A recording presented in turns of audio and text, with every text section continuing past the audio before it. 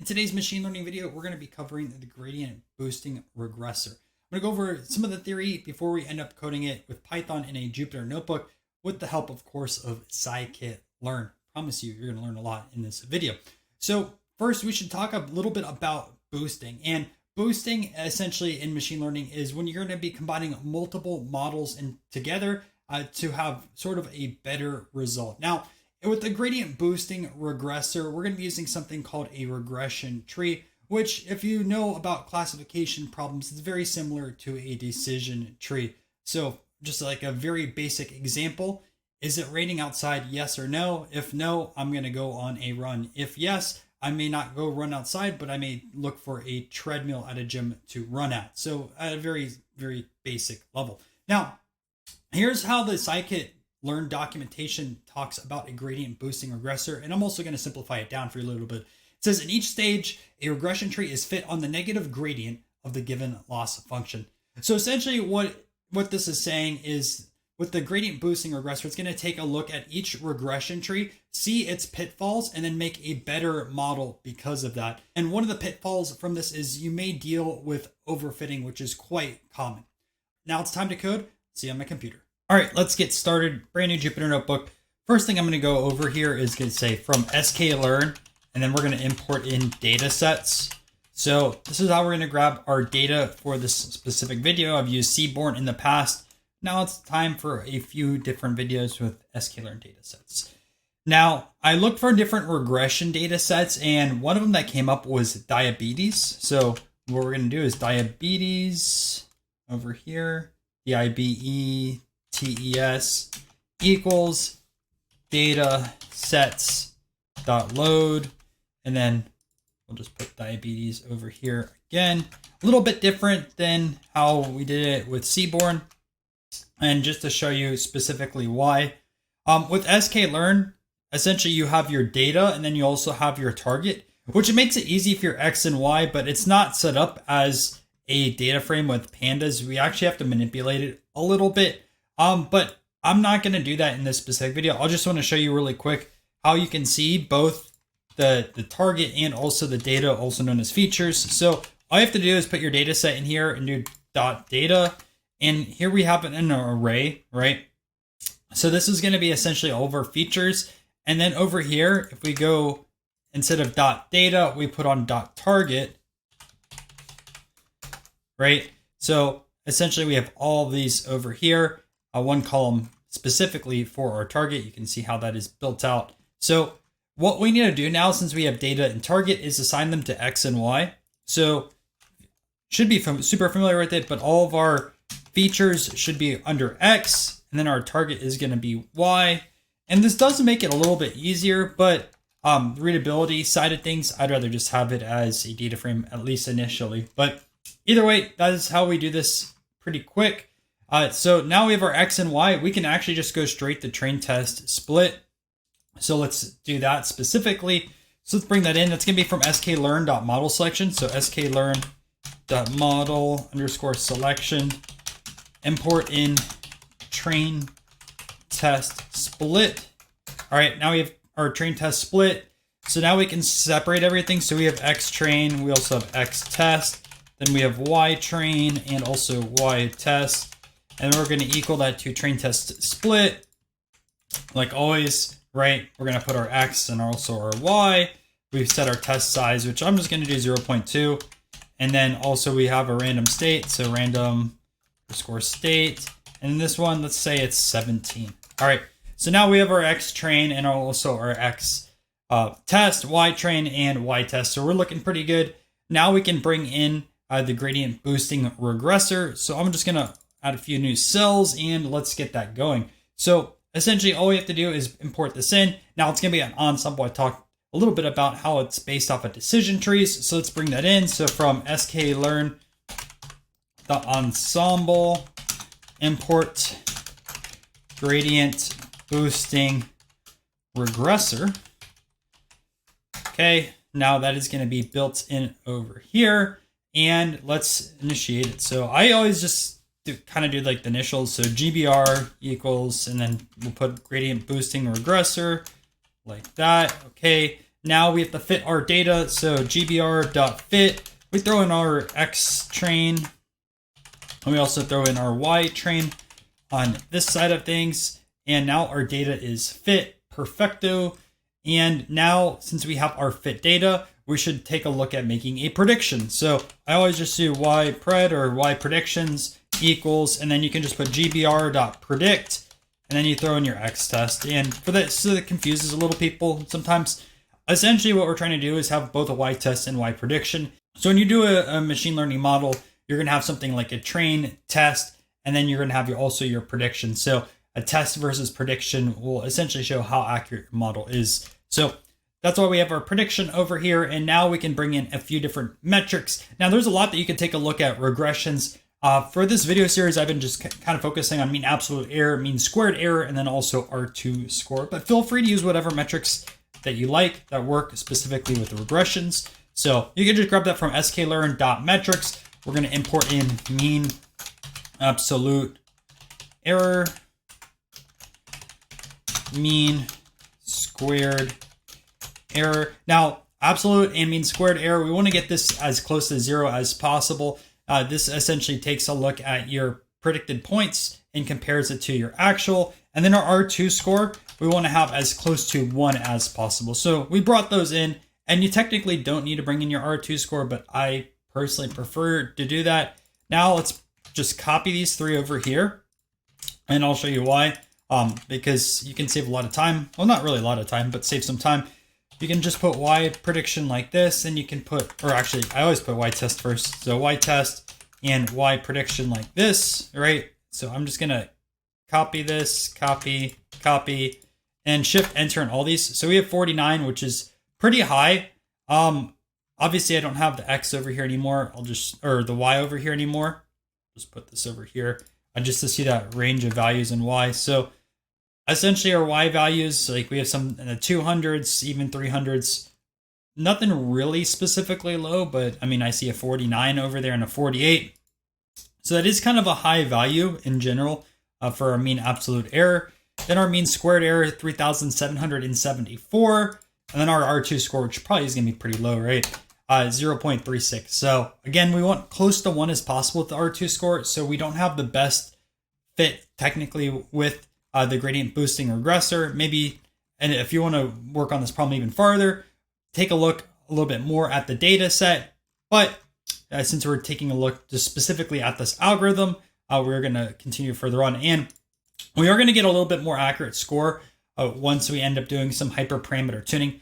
And that's a good segue to talk about the documentation. So one thing that I highly advise is to always take a look at some of the different documentation on the algorithms that you're taking a look at. Now, the documentation can be a little bit confusing at times, but here's the thing. You have a few different ways to take a look at it. You could also use ChatGPT, but the reason why I recommend to take a look at the documentation is it talks about all the different parameters. And you can see, like with Gradient Boosting Regressor, there is no way I can cover all of this in this specific video. So like if you go over here, it talks a little bit about the gradient boosting, right?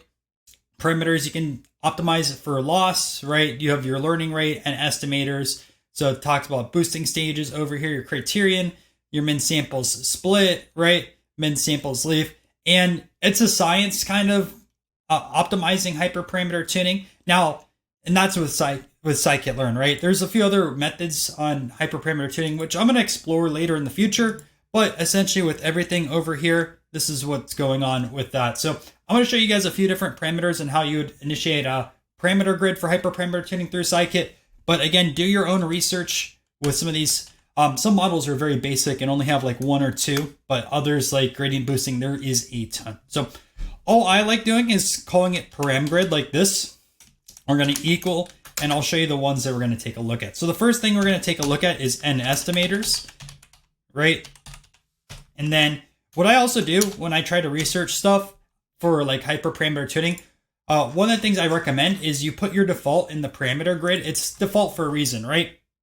And then also experiment with a few other values. Sometimes you'll see online examples of parameter grids. So that's probably a good method to start with, like copy those values, put them in there and see what works, right? You can always go back and rerun your models with different parameter grids, but I would recommend saving at least like in an Excel doc or a Google doc, or even just like on here what the best parameters are for your model. And I do that when I practice. So we'll put 100, 200, and also 300 on this side of things. And if you do want to learn more about different types of param grids and hyperparameter tuning, I might be able to make that video because I actually want to learn too how to improve it and make it a little bit faster. So we'll have our learning rate 0.01, then we'll have 0.1 and 0.2. Okay, and then max depth over here. We're going to put 3, 4, 5. 3, 4, 5. Then we're going to do min samples split. That's 2, 3, 4. And we'll go over all these in a second. Show you where they're at in the documentation. Then we have min samples leaf and also explain how many times this model is going to run. Leaf, not lead, leaf.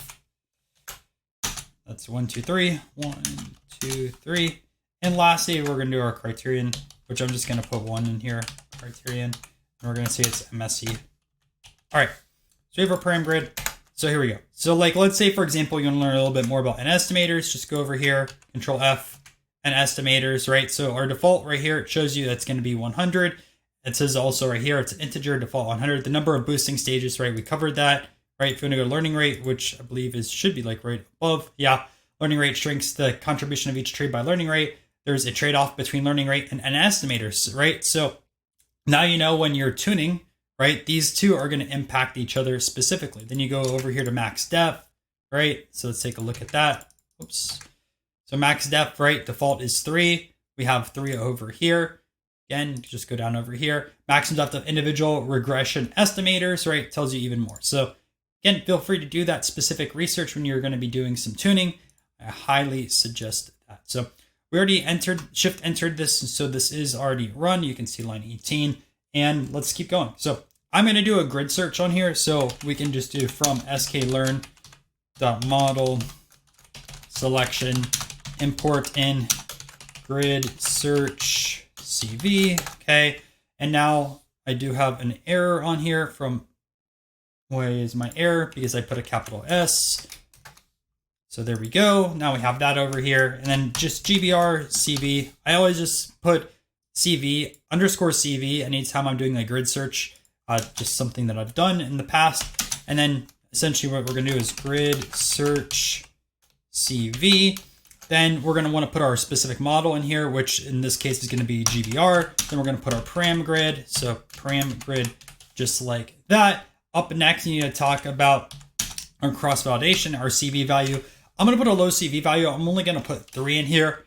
I usually use 3 or 5, but the reason is like this model is going to run a lot. So how we calculate that, we have 3 here. We're going to times it by the elements here. So we have 3 here, 3, 3, 3, 3, and then 1. So that doesn't matter. But just how many times does it run it, right? 3, 9, 27, 81, 243, and then times 3 again. So if my math is correct, it's like 729. I do apologize. It's been a while since I've done math competitions. So a few other things that we can throw in here real quick with grid search.